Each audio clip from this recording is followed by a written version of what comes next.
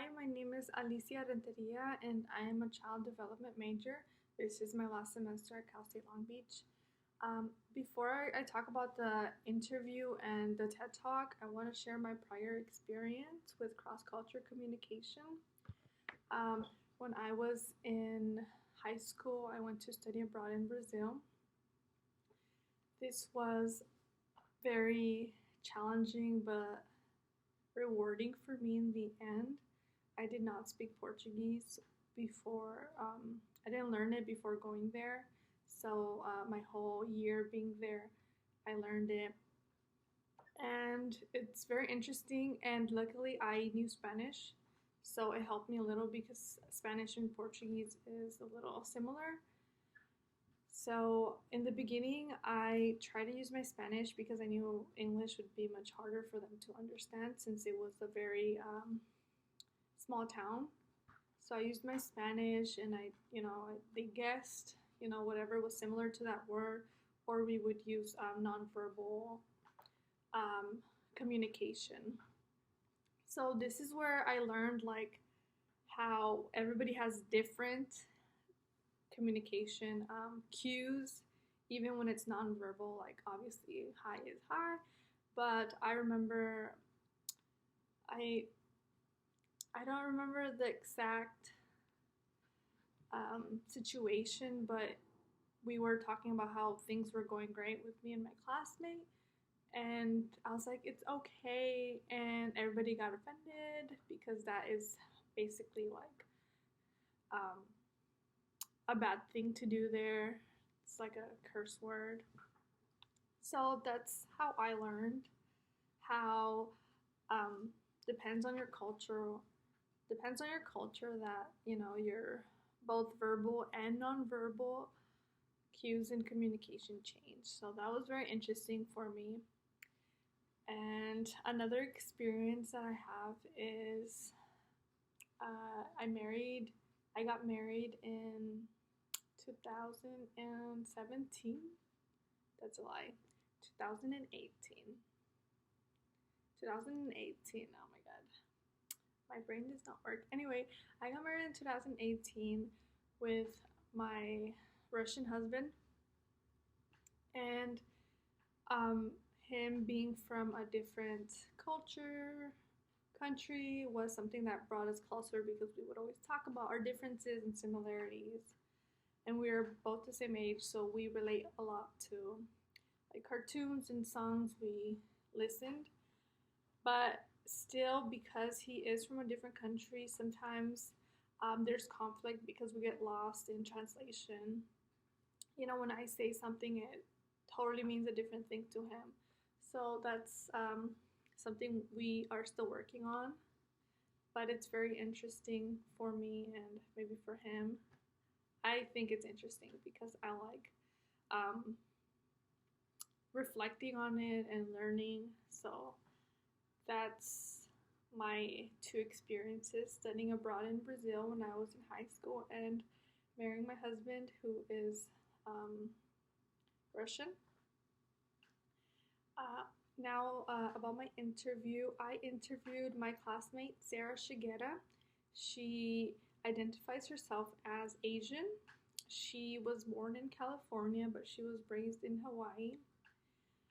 And one of the things she talks about is how she has the advantage that both of the places where she was born and she was raised were very diverse, and she described it as melting pot in her interview.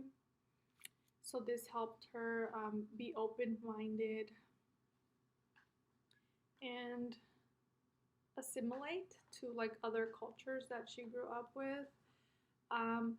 However, because of her identity and ethnicity, she has faced discrimination when she's been in predominantly white neighborhoods.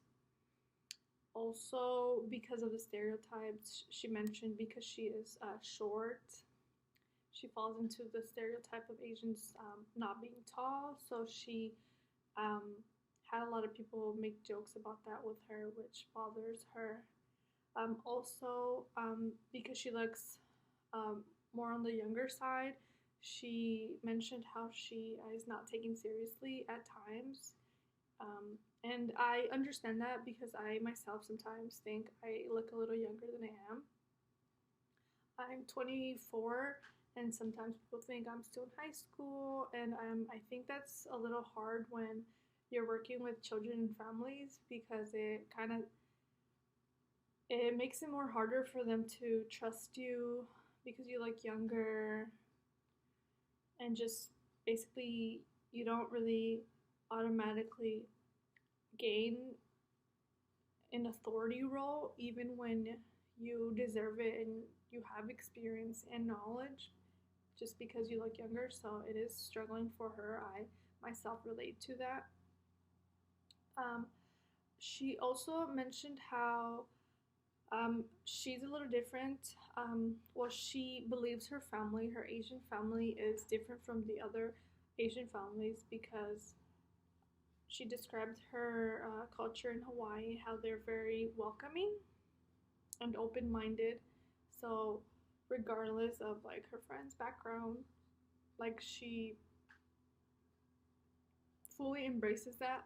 Unlike other Asian families, she mentioned that most of other Asian cultures do not really embrace like other cultures and are not as welcoming, but maybe show prejudice if you like bring a black friend over or something. That's what she mentioned. Also, her family is not traditional in the sense of roles. Both of her families are hardworking, and her siblings all have a job, so they all contribute to the household. Nobody is, there's no housewife or somebody that just slacks off. Everybody's busy and productive in the household, which to me is great. Um, I have maybe the opposite growing up in my family. My mom was the housewife because she couldn't go back to work after birth complications. So my dad was the only working one.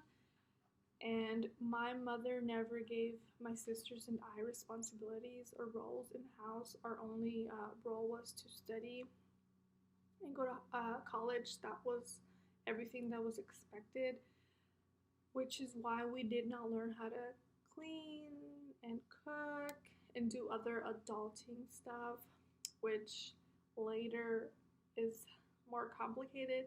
I thankfully had the experience, like I mentioned, I went to Brazil, so I learned how to be a little bit independent over there, and I was taught other stuff. Um, but again, I got married and I really didn't know how to cook or clean properly, but thankfully my husband is not I mean, he did grow up in like a sexist culture, but he was totally supportive. We cook together, we learn together, so it's pretty great to have that partnership and not like be judged. But it is important, I believe, to have roles and responsibilities within your household. That way, when you grow or you leave that household, you're prepared. Um, Anyway, lastly, the TED Talk. This was a great reminder, for myself and in general, how the the speaker was talking about the importance of not generalizing somebody's story. It is important to hear somebody's story, but we cannot generalize the whole culture or whole nation to one story. You know, again, I went to Brazil. Brazil is such a huge country. People from the north and the south are completely different. I cannot speak, about my experience and generalize all Brazilians because I was only in the northern eastern states.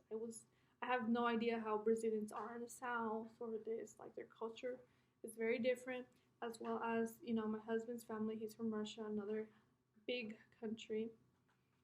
So, you know, it's awesome to hear one story, but it is not enough to like I said, to generalize, to stereotype. Even, we should always reflect and be open to hearing other people's perspective, stories, and I